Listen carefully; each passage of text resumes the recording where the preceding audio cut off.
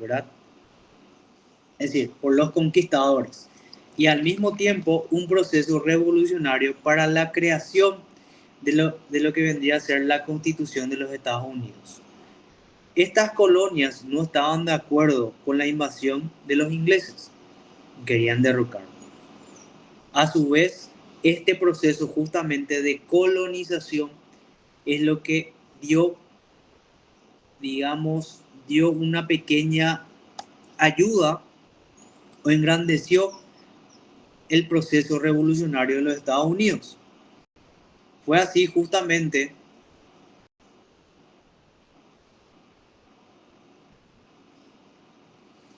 que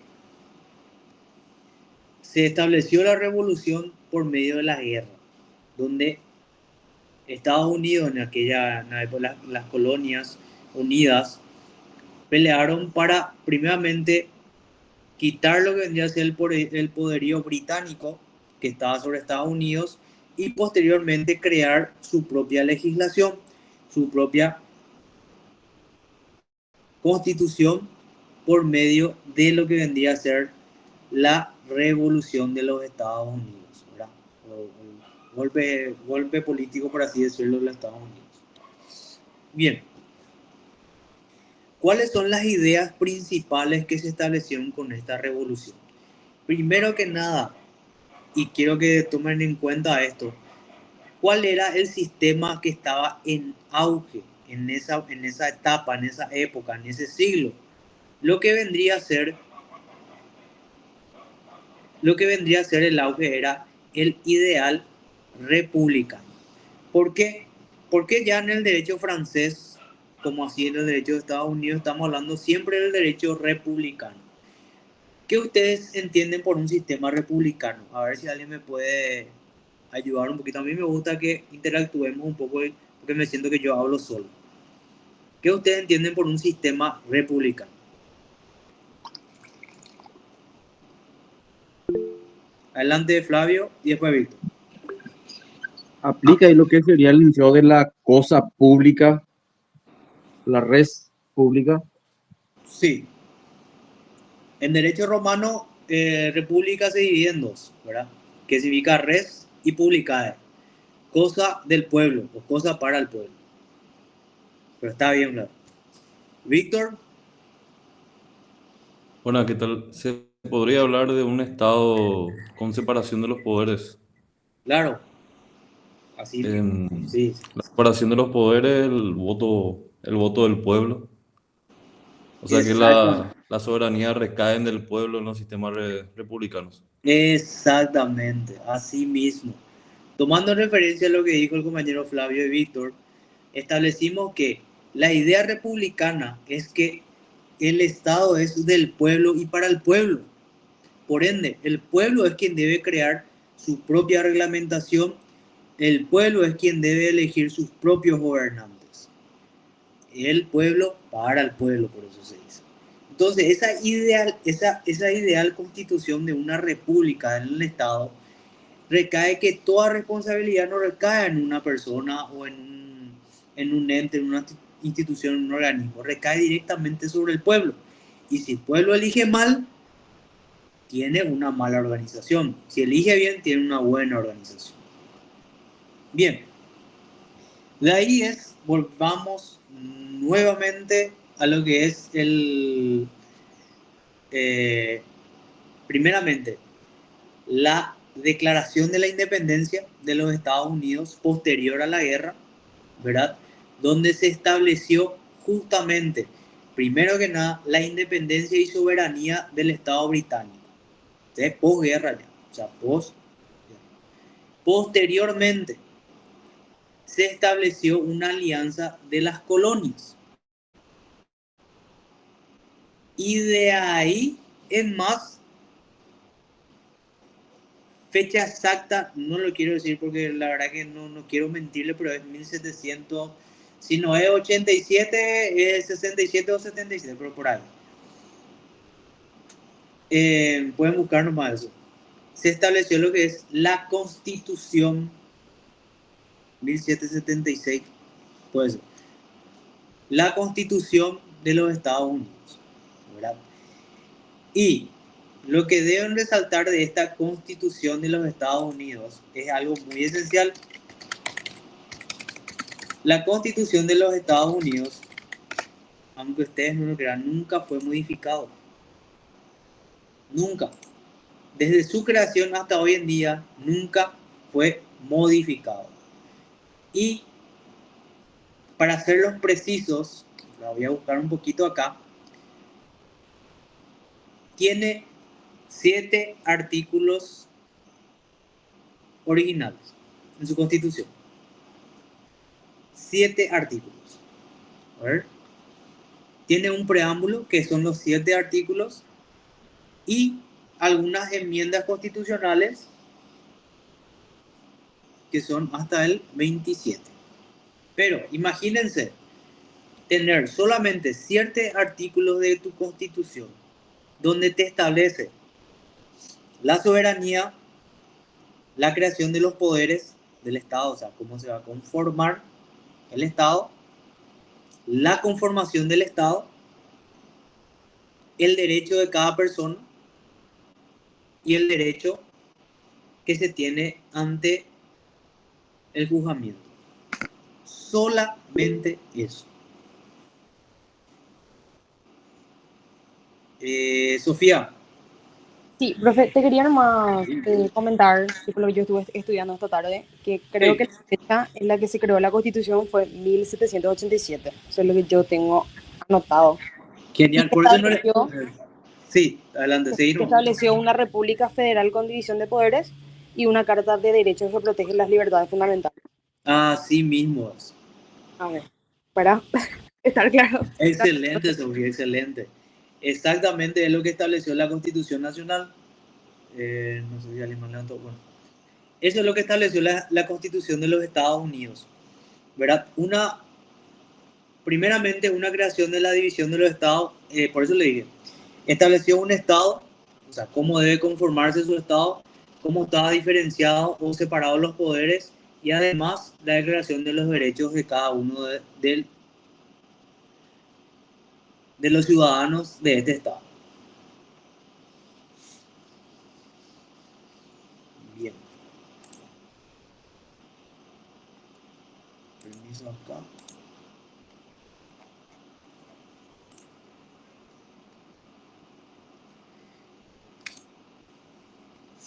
Vamos a lo que es Rousseau. No sé lo cual dimos entonces. Montesquieu ya dimos. A Rousseau todavía no. Jefferson, Benjamin Franklin, la mente de gobierno y del doctor Franz. Ok. Ok.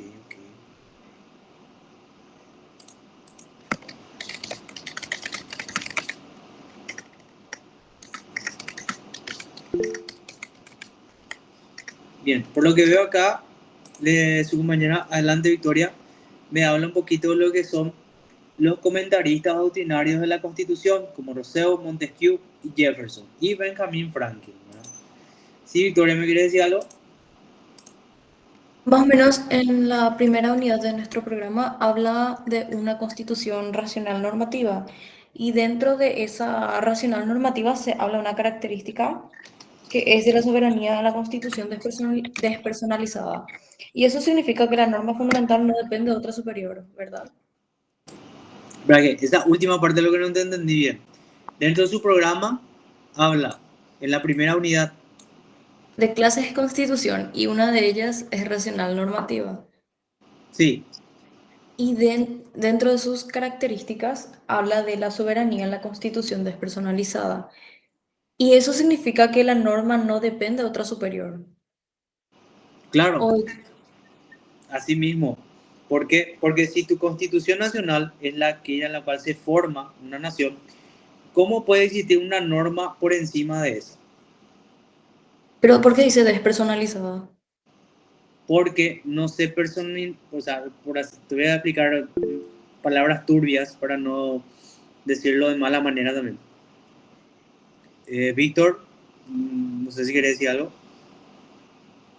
No, sobre ese tema que están hablando nomás, Sí, Quería adelante. comentar justamente la parte de personalización, no sé si recuerdo bien o mal, pero no hay una persona identificada como la persona que tiene soberanía sobre el Estado, aparte de la Constitución misma, que no se apoya en ninguna persona ni en ninguna figura. Ya no hay un rey, ya no hay un emperador, no hay alguien que tiene los poderes concentrados, sino más bien están separados los poderes y el Estado se maneja por cómo la Constitución dicta, se auto, se autodetermina. Esa es una de las funciones que hace esta Constitución, me parece. Creo que era así. Eso nomás. Ok, sí, la verdad que sí, está muy bien establecida, o sea, muy bien, muy buen concepto para poder establecerle. Bien, la Constitución, a ver si me da otra vez, Victoria, la palabra descentralizado, no, Soberan- Soberanía des, en la constitución despersonalizada. despersonalizada, claro. Lo que te establece la despersonalizada es que dentro de la Constitución no te establece sobre quién va a recaer o sobre quién recaen los poderes en sí. Ejemplo, la Constitución no te va a decir, para que puedas tomar en cuenta nomás, este tipo de Constitución, la Constitución la que acabas de mencionar, no te dice que que el Poder Ejecutivo, Legislativo y Legislativo va a recaer sobre el monarca, o sobre el dictador, o sobre el rey. Directamente te establece que el sistema de gobierno, o sea, dentro de la desproporcionalidad, te establece que va a recaer sobre varias personas. Gente, me quiero disculpar un momento. Voy a traer mi cargador porque me estoy quedando sin batería. Vuelvo en 5 minutos. Ya enseguida vuelvo. Dale, profe.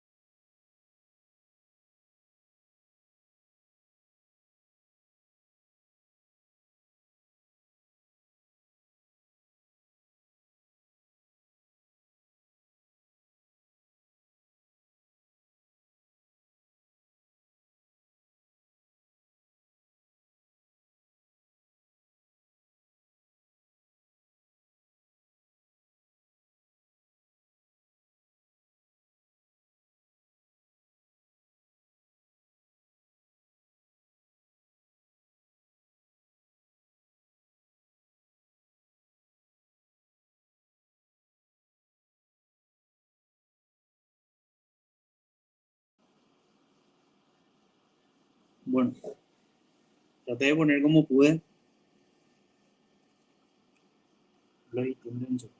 Bien, continuando un poquito de lo que es nuestra lección, nos quedamos con Victoria, que me consultó sobre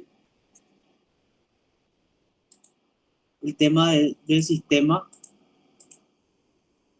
que hace referencia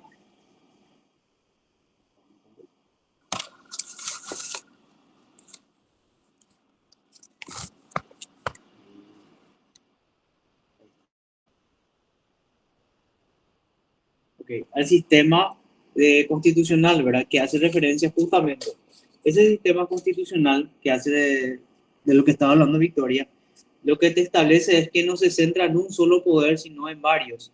No te establece quién es la persona encargada de eso, sino que el pueblo es el que va a dirigir. Esa constitución no te establece quién o quiénes van a ejercer ese derecho. Ok.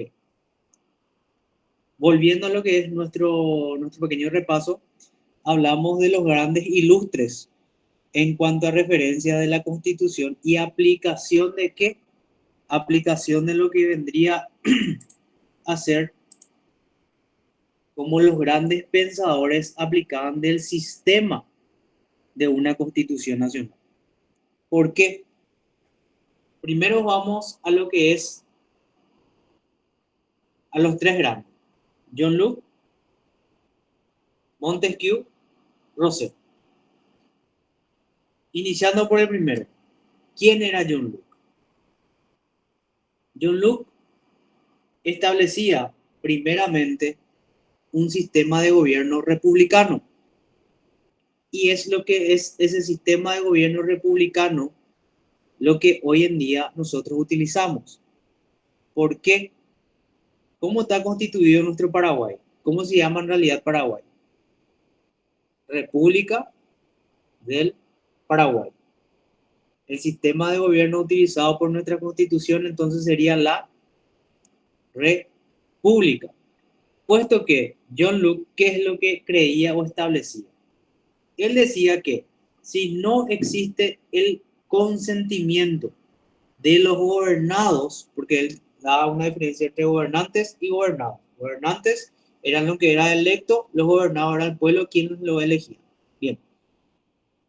Entonces, ¿qué es lo que él establecía? Él establecía simple y concisamente: en un estado donde los gobernantes no expresan su consentimiento para que los gobernados estén en sus puestos, no existe constitución, no existe lo que vendría a ser, y esta palabra grábense, el contrato social. ¿Y qué es el contrato social? Es aquel, primeramente, que establecía la relación entre los gobernantes y los gobernados, y por otro, protegía los derechos legítimos de los gobernados. Por ende, él establecía una especie de rebeldía y una especie de que para que los gobernantes estén en sus puestos se necesitaba el consentimiento de los gobernados.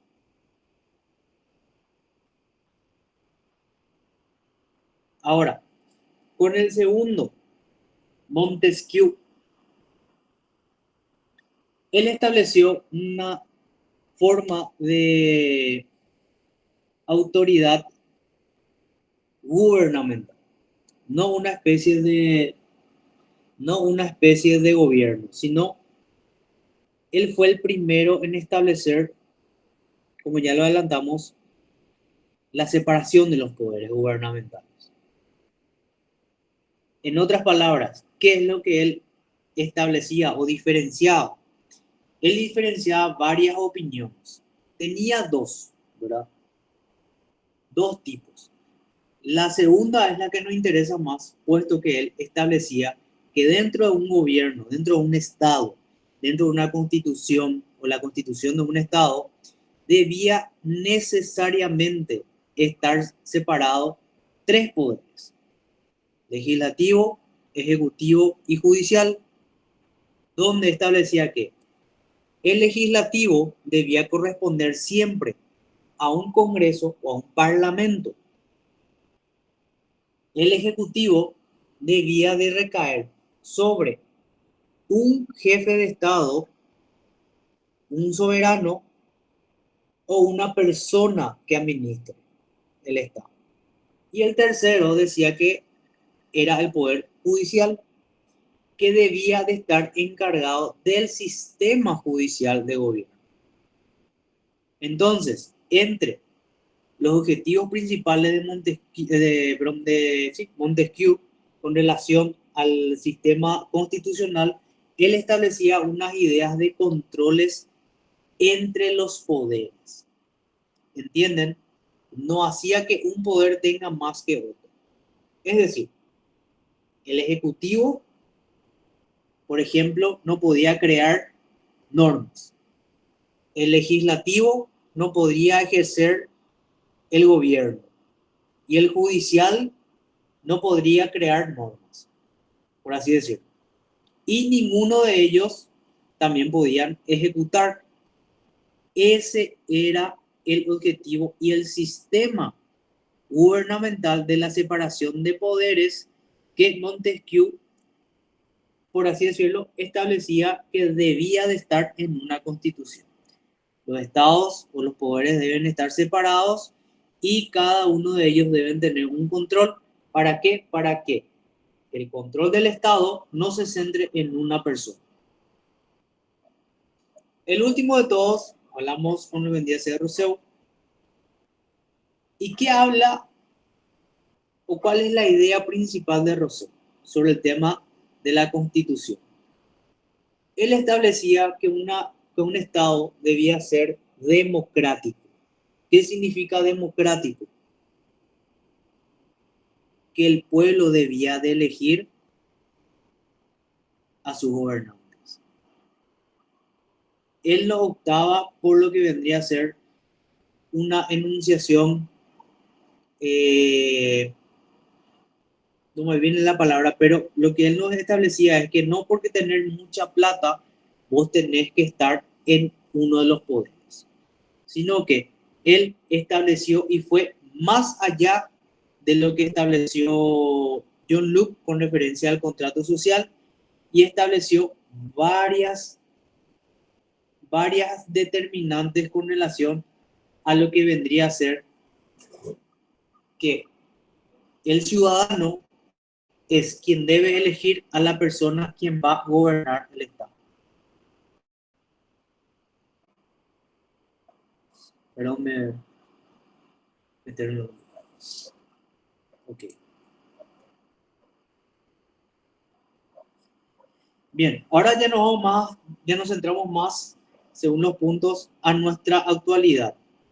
Le pidió al profesor estudiar un poquito lo que es el reglamento de gobierno de 1813 y el doctor Francia. A ver, lo que estudiaron nuestra Constitución Nacional. Creo que la gran mayoría estudió la Constitución Nacional desde sus inicios hasta la actualidad. ¿Por qué se denomina, es la pregunta que le va a hacer el profesor, ¿por qué se denomina reglamento de gobierno de 1813?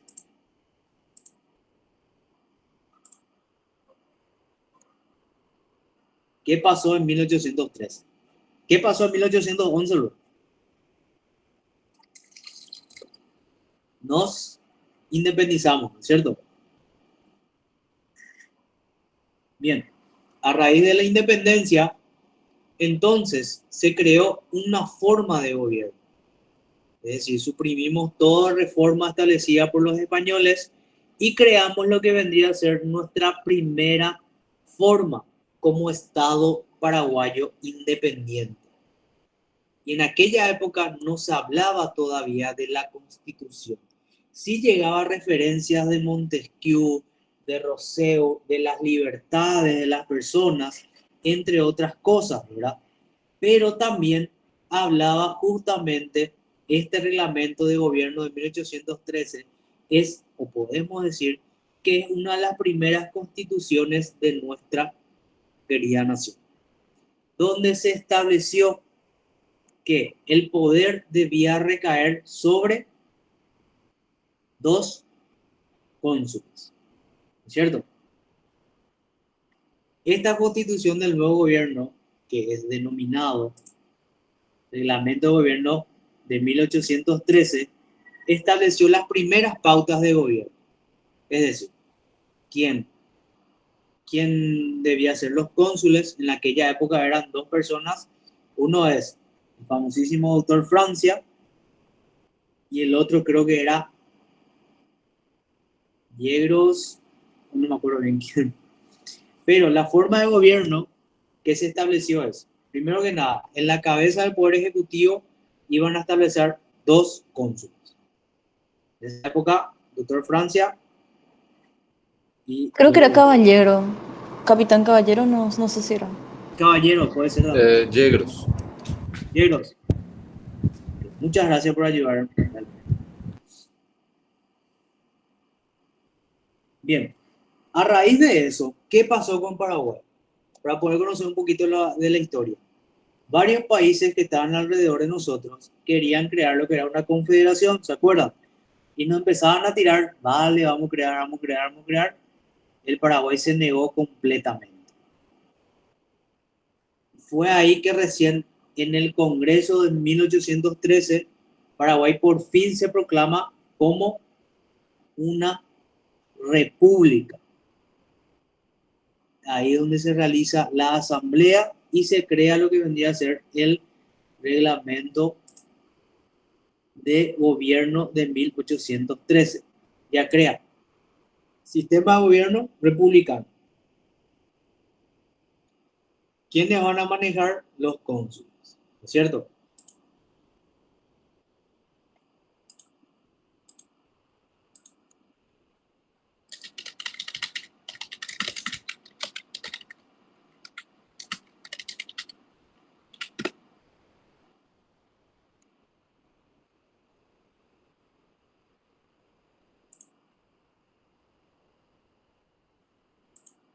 Pero me traga una duda. Bien, ¿qué más se estableció? Se estableció la figura de lo que vendría a ser un sistema militar, obviamente, para la protección del gobierno, pero en lo que más se basó este reglamento gubernamental de 1813 es proclamar al Paraguay realmente independiente, segundamente el sistema de gobierno que es lo que vendría a ser el sistema republicano, y establecía un sistema ejecutivo liderado por dos cónsules. De ahí posteriormente, y no mucho tiempo después, ¿verdad? ¿Qué fue lo que pasó?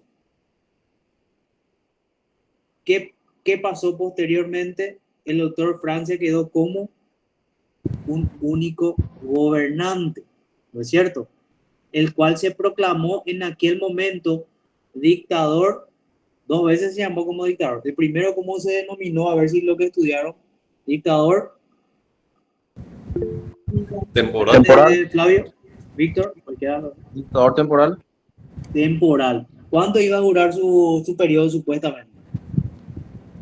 5 años era, parece. 5 años. Casi hizo lo mismo que Julio César.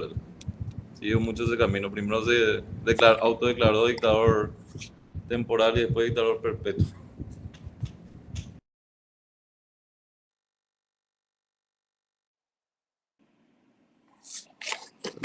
Se movió. Asimismo, como Julio César, un buen ejemplo. Posteriormente, ¿cómo se declaró? Perpetuo, ¿verdad? Hasta su muerte prácticamente fue. Hasta que le mataron. Bien. ¿Por qué es importante estudiar este reglamento de gobierno de 1813? Adelante, Sofía. Profe, una consulta. ¿Cuál era el sistema de gobierno republicano? ¿Me puedes hablar un poquito más fuerte? Porque no sé qué le pasa a mi teléfono y no que se quedó. Capaz es mi ventilador. ¿Cuál era el sistema de gobierno? Se le declaró a Paraguay independiente. En la cabeza del poder ejecutivo estaban dos cónsules y el sistema de gobierno, ¿cuál era? No el sistema de gobierno, voy a acercar un poquito mi teléfono para que se pueda, porque te pueda escuchar, porque no sé qué pasó acá, que se quedó trabado. Bien, me dijiste el sistema de gobierno de la reglamentación de 1813, ¿verdad? Sí. Quería saber cuál es el sistema de gobierno. Sí. Republicano. Oh, gracias, profe. Sistema de gobierno republicano es la que se aceptó en ese momento.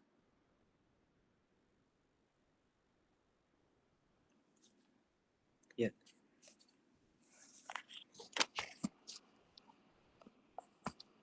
Voy a cortar un poquito el video porque cuando me hacen preguntas tengo que escucharle. No sé por qué se quedó así mi teléfono, pero bueno, por lo menos me escucha.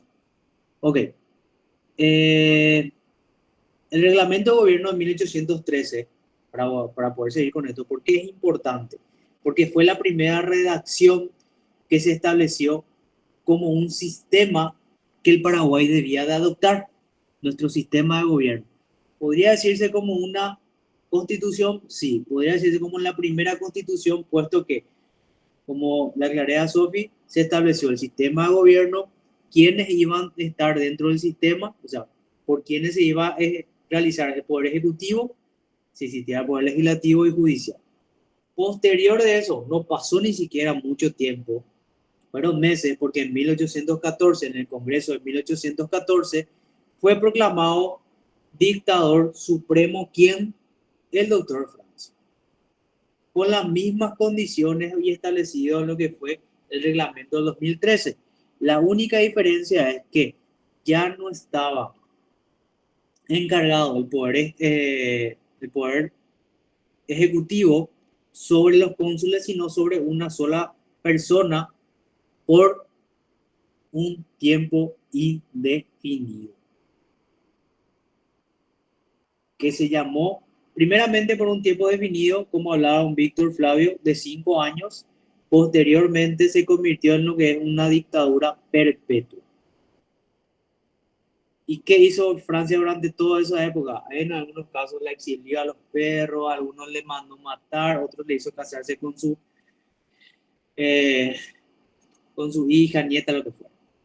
Bien. ¿Qué sigue después de la reglamentación del reglamento de gobierno de 1813? Lo que vendría a ser la Constitución de 1844. Es decir, posterior a la muerte de Francia. Y lo que veo acá que el profesor le dio a la delegada es la figura de Carlos Antonio López en la Constitución de 1844. ¿Y por qué habla de eso? ¿Por qué habla de la figura de don Carlos Antonio López? Bien, muchos de ustedes capaz vieron o no vieron en algún momento la estatua de don Carlos Antonio López. Si en algún momento se pasean, uno de los grandes lugares donde está hoy en día es en la plaza, ahí no me viene ahora el nombre de esa plaza, pero donde era antes el Cabildo. Ahí está una estatua enorme de él, ¿verdad? ¿Y qué es lo que él estableció como figura dentro de lo que es nuestro gobierno, o figura como en la Constitución de 1844? Pues bien, ¿qué es lo que se hizo? A la caída del doctor Francia, el Congreso estableció su preocupación. Entonces lo que quisieron hacer es establecer nuevamente una forma de gobierno de consulado, ¿verdad? Que se regía siempre por los cónsules, es decir, como en la reglamentación de 1813. Ellos querían volver otra vez a lo mismo, decir, bueno, necesitamos a 2 cónsules nuevamente para que puedan gobernar. ¿No es cierto?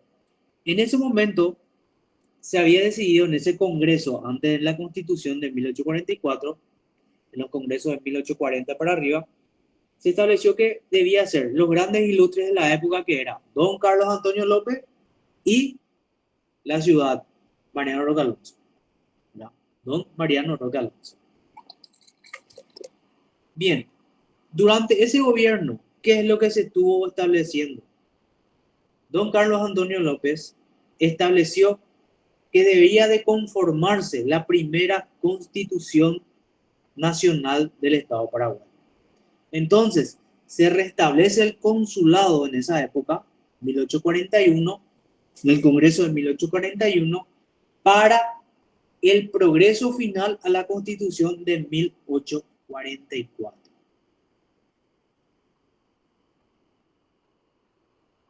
Entonces, durante ese gobierno, ya el Congreso de 1844 sancionó lo que vendría a ser la Ley Administrativa Pública del Paraguay, ¿Y qué te estableció esta Constitución de 1844? Primero que nada, ¿quién fue el proyectista de esto? Eso es lo primero que tienes que saber. ¿Por qué es importante la Constitución de 1844? El proyectista fue nada más y nada menos que don Carlos Antonio López. Él estableció una ley de administración pública para la República del Paraguay, donde estableció designación de un presidente constitucionalista, estableció la separación de los poderes, la atribución de cada poder, es decir, se estableció un poder ejecutivo, ¿verdad?, que era ejercido por un presidente, y en este caso fue algo nuevo. ¿Por qué? Porque se estableció un presidente unipersonal, el cual, lo que hoy en día conocemos, él podía ejercer otra vez o crear ministros que lo ayuden a gobernar el Estado. A su vez, dentro de esta Constitución, estableció también requisitos para que este presidente pueda ser electo, como edad, famoso nueva conducta, una conducta moral intachable. Eso sí, le recuerdo que en esa época y durante varias constituciones se estableció que inclusive el presidente debía ser católico, y en algunos de otros también debía ser como un padre, debía profetizar la religión católica. Eso no tomen a mal, sino que es lo que se estableció en aquella época. Bien, entonces estableció también dentro de la Constitución la división de los tres poderes. Primero, la supremacía, obviamente, de la Constitución, la forma de Constitución, la separación de los tres poderes, poder ejecutivo, legislativo y judicial. Poder ejecutivo encargado de un presidente, ¿verdad?, unipersonal. El poder legislativo, primeramente él estableció un margen de cuánto debía de constituirse un poder legislativo. ¿Por qué? Porque él estableció que el poder legislativo debía estar conformado por congresistas, es decir, por un congreso, ya sea primeramente de diputados, lo que hoy en día tenemos diputados y senadores, ¿verdad?, pero primeramente en esta época fue solamente de diputados. Integrantes, un aproximado de 200 integrantes debía constituir el Congreso de la Nación, donde también te pedía requisitos, ¿verdad?, edad, capacidad, conducta, entre otras cosas. Pero ¿qué además establecía? Establecía lo que solamente podían hacer ellos. ¿Qué vendría a ser? Reglamentar, ¿verdad?, establecer, decretar, inclusive en caso de ir a guerra, establecer régimen, pero establecer normativas, reglamentaciones, todo para el Estado. Y por último, el último poder estableció que es el poder judicial, que estaría a cargo justamente de jueces y tribunales encargados justamente de velar por la aplicación de las normativas. Entonces, esta Constitución de 1844 se estableció, por así decirlo, gracias a la presentación, en este caso, de proyecto de don Carlos Antonio López, quien estableció una estructura constitucional moderna en aquel momento para la aplicación en nuestro sistema gubernamental. Y la pregunta que le va a hacer el profesor, a ver si alguien me responde ya a mí: ¿quién fue el primer presidente constitucional de la República del Paraguay?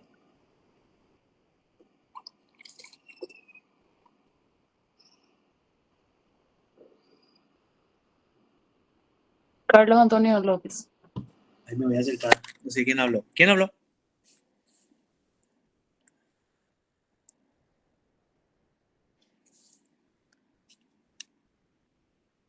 ¿Quién habló? Dígame ahora porque no puedo escuchar bien. El primer presidente constitucional, profe, fue Carlos Antonio López. Excelente. Excelente. Esas son preguntas que le cuento ya al profesor así le va a tirar de uno. Usted ya tiene que estar preparado ya para esas preguntas. ¿Por qué don Carlos Antonio López? Porque él fue el primer presidente posteriormente a la declaración de la Constitución. Es decir, se estableció lo que es una reforma constitucional, por así decirlo, la organización, se creó lo que vendría a ser lo que hoy en día conocemos como una, perdón, se creó lo que vendría a ser lo que es nacional de constitucional.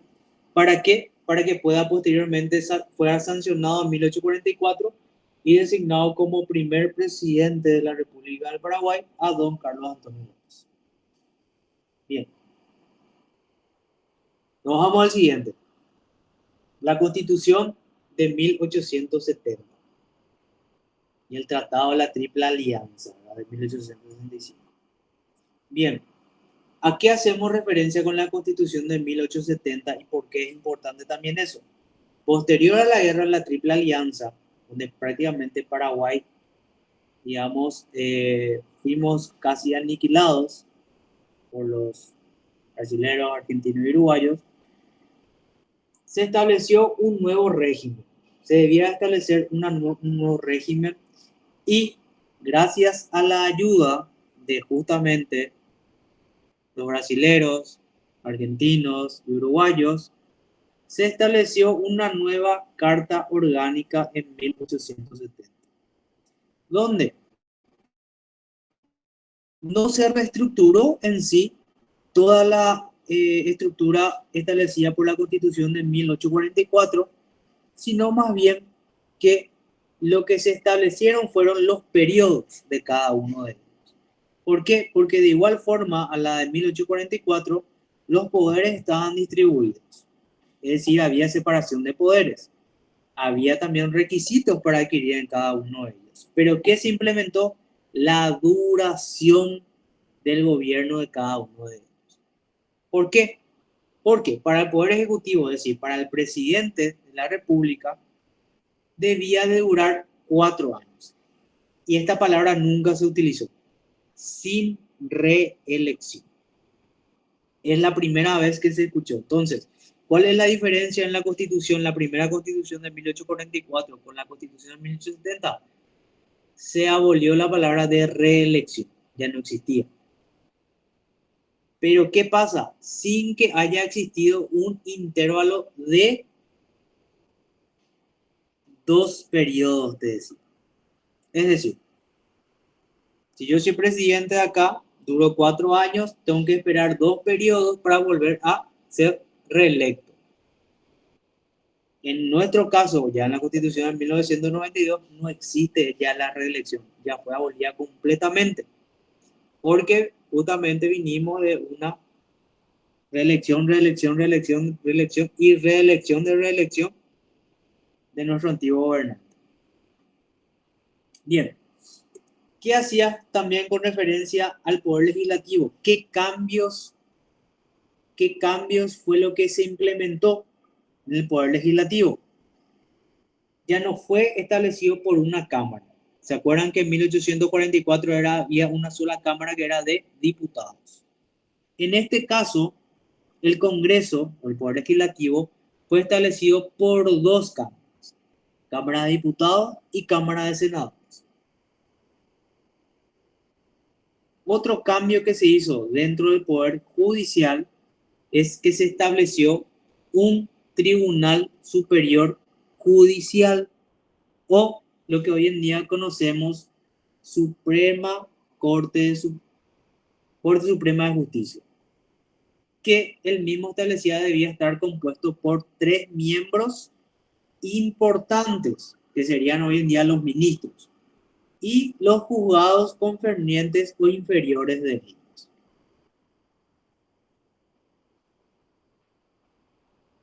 Bien, esos son los cambios existentes entre uno y otro, ¿verdad? Entre lo que vendría a ser la primera Constitución de 1844 y 1870. Posteriormente nos vamos a lo que es la Carta Política de 1940. Y a ver si alguien me puede decir, si por ahí estudió o leyó, ¿por qué se dice Carta Política de 1840? Perdón, de 1940.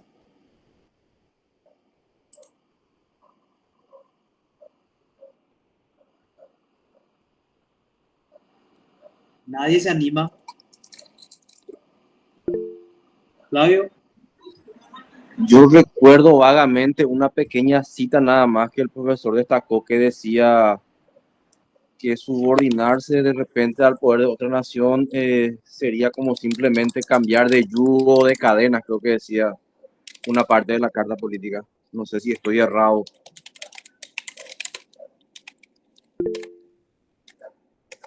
No, no es que estás errado, Flavio. No te preocupes de eso. Justamente para eso estamos haciendo el repaso, así que no te preocupes si es que estás errado o no. Está bien lo que es hacer referencia, pero lo que importante, adelante, Víctor. Sí, ¿qué tal? De nuevo. Sí, Creo que era carta política porque fue por la forma en la que fue aprobada, se podría decir.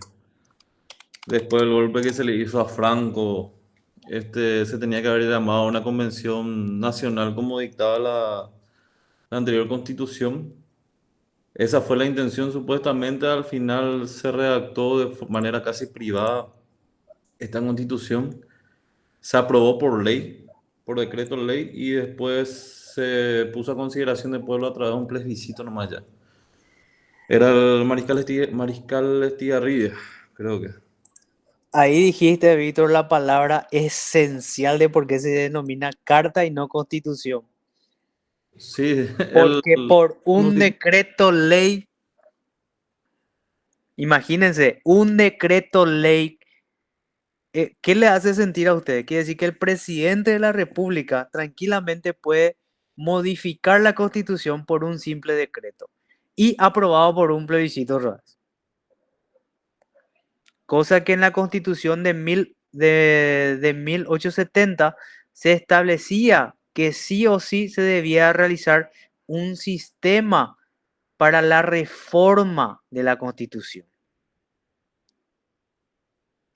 Entonces, imagínense que, como lo dijo Víctor, que explicó muy bien, por un decreto presidencial se estableció. Por eso es que se denominó Carta Política y no Constitución de 1940, porque no reunía los requisitos, ni siquiera esenciales, para establecer lo que vendría a ser, pero que la hablé muy fuerte, se me pasó de que...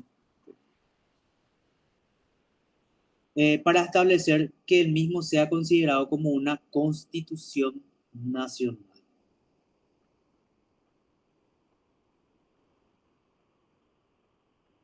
Bien.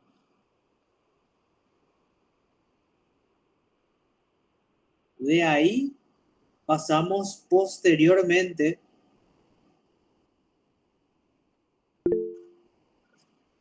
ya a lo que es la verdadera constitución de 1967.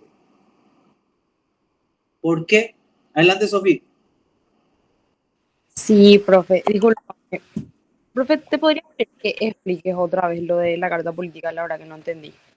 Bien, sí, voy a explicar. La Gracias. Carta Política de 1940 se denominó así por no tener los requisitos esenciales para establecer lo que vendría a ser una reforma constitucional.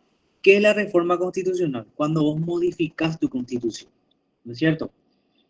¿Qué es un requisito? Primero que nada, en la constitución de 1844, ¿vieron? 1870, se estableció clara y precisamente que para que exista una modificación se debe realizar por medio de una convención nacional constituyente.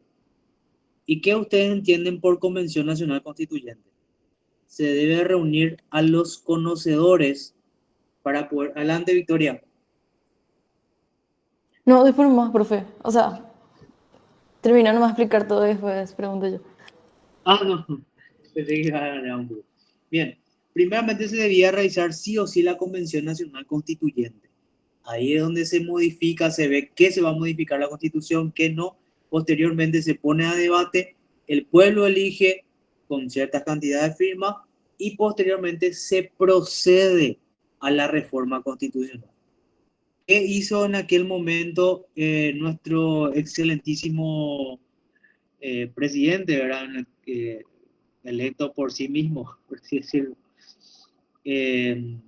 Estableció que, bien, como estábamos en guerra, ¿no es cierto? El movimiento, porque existía un movimiento militar en aquel momento y el golpe de Estado, por el tema de la finalización de la guerra del Chaco,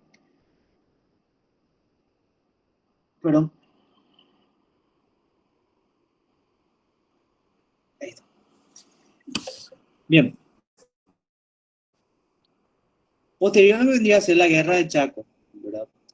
Nuestro sistema estaba en declive también y los golpes de Estado en aquí para allá. Entonces, una vez que asumió, a ver si Mercado Tiarribia, no, perdón, Félix de Tiarribia, asumió, por así decirlo, la presidencia, ¿verdad? La presidencia del Estado paraguayo. Él directamente, ¿qué quiso hacer? Quiso modificar la Constitución de 1870. ¿Y cómo quiso establecer eso? Primeramente por decreto presidencial. Decreto presidencial, imagínense, decreto presidencial. Él lo que hizo es disolver el Parlamento para que renuncien todos sus miembros. Eso es lo primero que hizo. Posteriormente, a través del mismo decreto, él estableció una nueva constitución, él solo, él, sin necesidad de la constitucional, sin una constituyente. Él, a través del decreto presidencial, dijo, bueno, esto va a ser la nueva constitución, y puso a consideración de un plebiscito que vendría a ser la elección del pueblo. Se aceptó y eso ya se puso en marcha. La pregunta del millón es, ¿por qué no se llama entonces constitución? Porque no reunió los primeros requisitos establecidos para una reforma constitucional, que es la convención constituyente, que es la que sí se hizo posteriormente en 1967. ¿Se entendió más o menos? Sí, gracias, profe. Ok. Fue recién justamente con la Constitución de 1967 donde realmente lo que se hizo es reformar la Constitución de 1870, no la de 1940. ¿Entienden? Lo que se reformó acá es la Constitución de 1870 y no la de 1940. Eso quiero que entiendan. Porque lo que hizo el José Félix de Tiarribia no fue una constitución, fue más bien una carta de organización estatal, por así decirlo. No se puede considerar como una constitución. Bien. En la convención, entonces, en la constitución de 1967, lo primero que se estableció es dejar de lado la carta de 1940, llamar a una convención nacional constituyente, ¿verdad? Por todos los partidos que estén presentes. De esa época había Partido Liberal, Partido Colorado, Perverista, entre otros, Victoria. Con respecto a la Constitución de Me voy a acercar para un 1870, ratito. Ahora sí, te escucho. con respecto a la Constitución de 1870, ¿en qué fecha se creó exactamente? Exactamente, espérame que eso sí te voy a ayudar.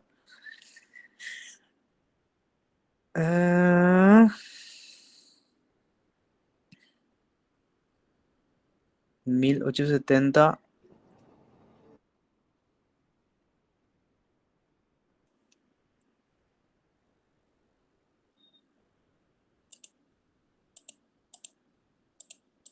Casa.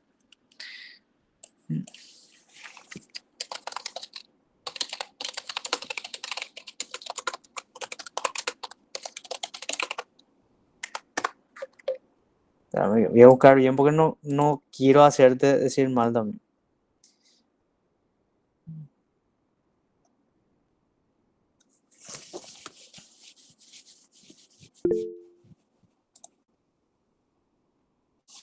Adelante. Doctor, con relación a esto de la fecha, el 1 de abril se había promulgado, Ahí, según ahí el, está. según el libro de Ramírez Candia. Ah, sí. Ese tiene que tomar en consideración Ramírez Candia. Está muy bien. Estuve tratando de buscar nomás, pero no encontraba acá en este. Me enviaron también un libro, estoy tratando de buscar. Fecha exacta, yo no manejo tan bien, por lo menos ahora, ¿verdad? Pero sí los años. Pero está bien lo que dijiste. Acá está, fecha de promulgación. Perdón, me equivoqué. Ese era. No, 15 de Déjame agosto. que, acá está. eh, de la 12 de ¿para qué? liberación. No sé, no. 12 de octubre después se aprobó. Mira, broche. Totalmente mal, le dije, perdona. Decreto de enero. Ese estatuto provisorio se había hecho el 1 de abril.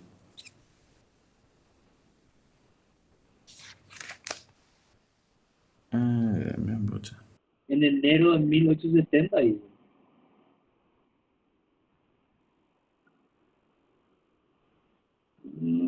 no pone fecha realmente.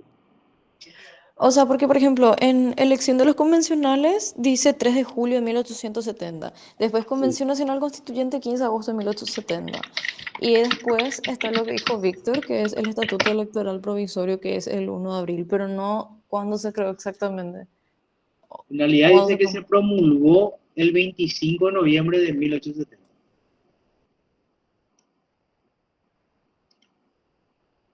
Ahí recién necesitó la promulgación de esa ley. Y acá Se estoy dice viendo, a se través de juró el la 25, Convención dice. Nacional Constituyente del 18 de noviembre de 1870 y después se aprobó y se promulgó el 25 de noviembre.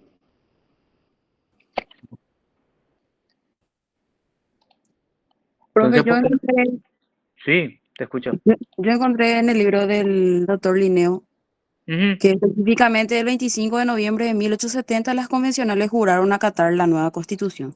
Entonces, tomen como referencia esa fecha, 25 de noviembre de 1870. Porque la Convención Nacional Constituyente se reunió ese 18 y el 25, como dice la compañera, se juró y se aceptó. Ok, bien. ¿Qué se juró? O sea, ¿qué se juró en esa fecha? El 25 de noviembre todos juraron, o sea, todos, por así decirlo, aceptaron la Constitución de 1870. Gracias, profe. Bien, les cuento que estoy con poquísimo tiempo porque tengo que realizar todavía varias cosas y quiero terminar bien la Constitución con todos ustedes o si prefieren ya contestar sus preguntas porque posteriormente a la de a ver, nos quedamos en 1967, que recién, como le dije, fue la Convención Nacional Constituyente que se estableció para la reforma de 1870, ¿verdad? No la de 1940, esa no tome como constitución. Y posterior a eso sí ya hubo nuestra nueva constitución, la de el año 1992, posterior ya a la caída del régimen de Stroessner. Bien, entonces, para poder culminar bien, yo quiero que ustedes me digan si tienen alguna consulta sobre algún punto en específico para que pueda dilucidar esos puntos y podamos terminar bien esto, ya que tendría que salir dentro de 20 minutos ya de acá.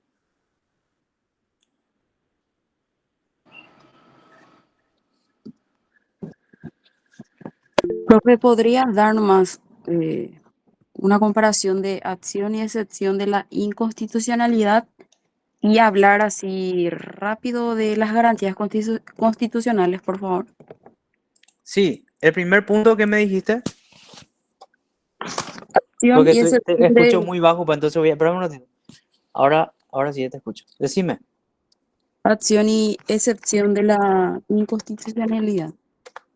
por vía de la acción y por vía, en realidad es por vía de la acción. La segunda me dijiste, Por excepción. excepción. Ok, Sí. bien. Ok. Vamos primero a lo que es la vía de la acción y la vía de la excepción. ¿Qué es la vía de la acción? La vía de la acción constitucional es una vía por el medio del cual el ciudadano paraguayo puede refutar un reglamento, una ley, un decreto, entre otras cosas que afecte a su derecho constitucional. Un ratito voy a pausar esto.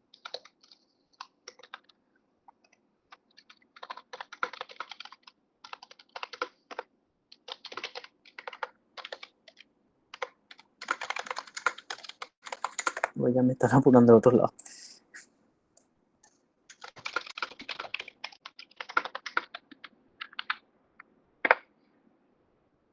Ok, bien. Bueno, entonces, por vía de la acción es aquel derecho que ejerce cualquier ciudadano, ¿verdad?, de reclamar u objetar ante cualquier órgano sobre una disposición normativa, legal, decreto o reglamento que vaya en contra de lo que es la Constitución o a su derecho constitucional. ¿Entienden? Y por vía de la excepción constitucional también es una defensa en realidad que utiliza el ciudadano para oponerse a una pretensión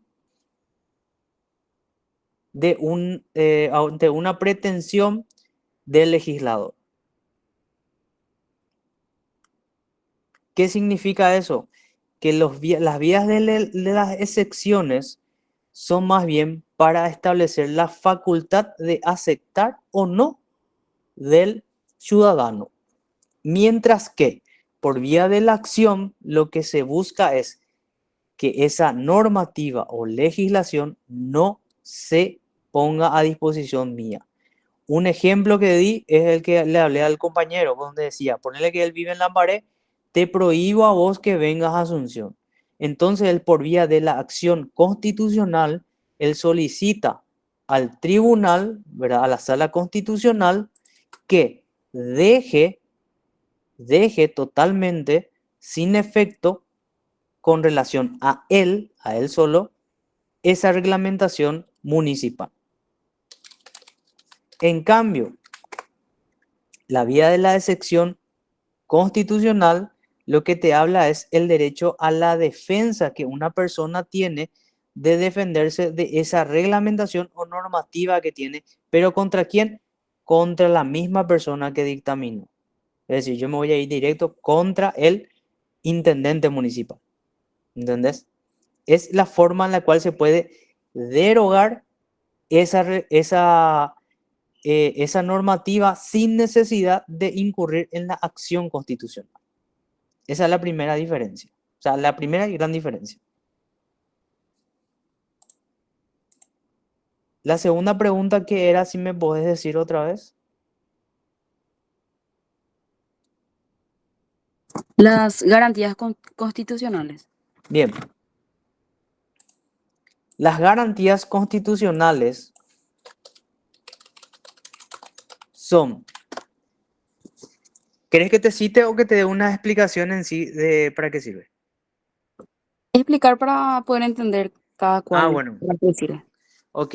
Las garantías constitucionales, ¿verdad?, fueron creadas justamente como remedios procesales o de procedimiento para la defensa y protección de los derechos de todas las personas de la República del Paraguay. En sí, como se dice, garantías constitucionales es para proteger tu derecho de qué, de cualquier reglamento, normativa, ley o cualquier otra norma que afecte tus derechos. ¿Cuáles son esas garantías que nuestra Constitución actualmente lo tiene? Primero que nada, la garantía de una acción de inconstitucionalidad.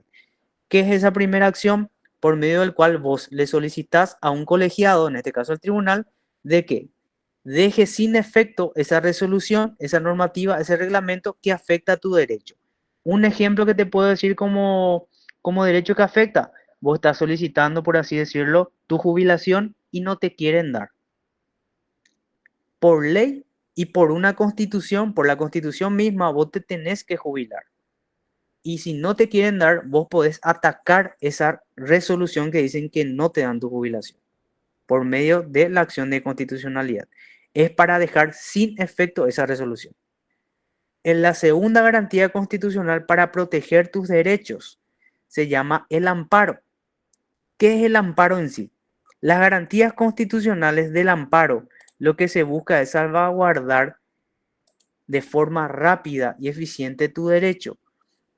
Un ejemplo que se utilizó muchísimo fue en la época de la pandemia el amparo. ¿Por qué? Porque lo que se busca de forma pronta y rápida es que el Estado proteja tu derecho. ¿Qué es lo que se utilizó muchísimo en aquel momento en cuanto al amparo? Hace referencia en la pandemia. No sé si se acuerdan que en la pandemia, ¿qué es lo que ya no había más? No había cama, ¿no es cierto? Entonces, lo que se buscaba por medio del amparo es, como porque la Constitución Nacional establece que el Estado debe velar por la salud, la educación de todos los ciudadanos, y como al no contar con camas, por así decirlo, no contar con camas suficientes para todas las personas, se buscaba por medio del amparo que el mismo Estado en sí busque un lugar para que te den a vos, para que te den en ese momento a la persona que está que está sufriendo una buena salud como el Estado debe hacerlo. Entonces, lo que busca el amparo, en sí decirlo, es de forma rápida y pronta proteger tu derecho a una educación, a una salud, a la libertad que tenés de ejercer en cualquier cosa. Otra garantía constitucional está lo que es habeas data, que es el derecho a lo que vendría a ser a resguardar tu información. No cualquier persona puede divulgar tu información sin tu consentimiento. Una habeas data que se utilizó muchísimo, no sé si se acuerdan, con el tema de Inforcom. Entonces vos hacías una habeas data, ¿verdad? Y tenían que sacarte de Inforcom porque vos no autorizaste a que tu nombre figure en un sistema donde todas las casas comerciales tenían de que si vos eras o no moroso, si tenía juicio, entre otras cosas. Esa es ese habla de la garantía de la habeas data, ¿verdad? La protección de tus datos, por eso se llama. Y el último que me queda, a ver si se me ayuda un poquito, ya dijimos, constitucional, amparo, habeas datas. Habeas corpus, pro. Habeas corpus, ese me faltó. Habeas corpus, que en nuestro sistema existe 3 tipos, que son Genérico, reparador sí. y preventivo, no recuerdo. Está bien, está bien. Gracias. Bien, ¿qué es lo que realiza el habeas corpus? ¿Verdad? Vamos primero a lo principal, después a lo general. Lo que busca es que la persona que fue afectada por un tercero, ¿verdad? Ya sea por una detención arbitraria o, por así decirlo, el policía te agarra en la calle y te lleva, es una forma de decirlo, vos por medio de este habeas corpus lo que buscas es interponer, ¿verdad? Que se realice ese acto. En pocas palabras, lo que busca es restituir la libertad de la persona. ¿Y por qué hay 3 tipos? Vamos al primero, a ver si alguien me ayuda. El primero, ¿cuál puede ser? Habeas corpus. Preventivo, creo que era. Preventivo, lo que busca, como su nombre lo dice, es prevenir algún acto que vaya en tu contra. ¿Qué puede ser algún acto que vaya en tu contra, pero que todavía no pasó? Puede ser una amenaza. Entonces, vos por medio de una habeas corpus le comunicas al juez, ¿verdad? Al juez de tu lugar donde vivís, que, por así decirlo, el comisario de tal persona te amenazó de que él te va a meter preso si salís de tu casa. Con este habeas corpus lo que se busca es proteger tu integridad. Por tanto, lo que busca es protegerte de que te pase o te llegue a pasar algo. Con esto lo que hace es la forma de interponer, ¿verdad? O en este caso, recobrar tu derecho por una intimidación. ¿Por qué tipo? Por algún tipo de entidad pública o algún tipo de funcionario público que pueda restringir tu libertad. Ese es el primero. El segundo era reparador. Bien, reparador se da en los casos ya de que ya fuiste, por así decirlo, ya tu libertad fue constreñida, ya te apresaron, ya te llevaron ya al calabozo, sin qué ni por qué. Vos haces un habeas corpus reparador primeramente ¿para qué? Para sacarte y restituir tu libertad, que eso es lo que busca, reparar el daño. Y posteriormente, inclusive, demandarle al Estado por el daño que te causó sin qué ni para qué. ¿Y el genérico qué es? El habeas corpus genérico es, si no encontrás, por así decirlo, si no sabes si es reparador o si no sabes si es un habeas corpus preventivo, utilizar lo que es el genérico. ¿Entendés? Cuando no sabes si lo que vos querés buscar es reparador o preventivo, utilizar el habeas corpus genérico, que es para establecer, por así decirlo, por cualquier cosa. Esos son los tres tipos de habeas corpus que lo que busca es proteger la libertad de la persona o de la persona que va a ser afectada. Bien, otra pregunta más. ¿Entendieron bien? ¿Se comprendió? Sí, profe. No sé quién levantó la mano, porque estoy con mi teléfono acá en mi oreja, porque no sé qué le pasó. ¿Alguna consulta más?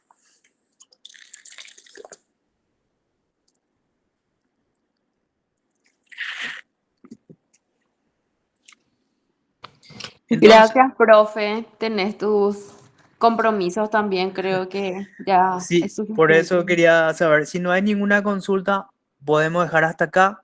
Le deseo el mejor de los éxitos. Veo que varias personas están bien preparadas. No tengan miedo que no va a salir nada de lo que no esté en su programa. Y su programa siempre va a ser su resumen que van a utilizar ahí dentro del oral.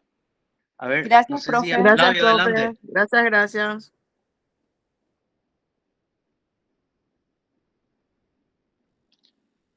Bueno, nos estaremos viendo. Les deseo nuevamente el mejor de los éxitos a todos. Que tengan muy buena noche. Hasta luego. Fue un gusto. Nos vemos, nos vemos. Chau, chau. Chao, Gracias, chao. profe. Hasta luego, hasta luego.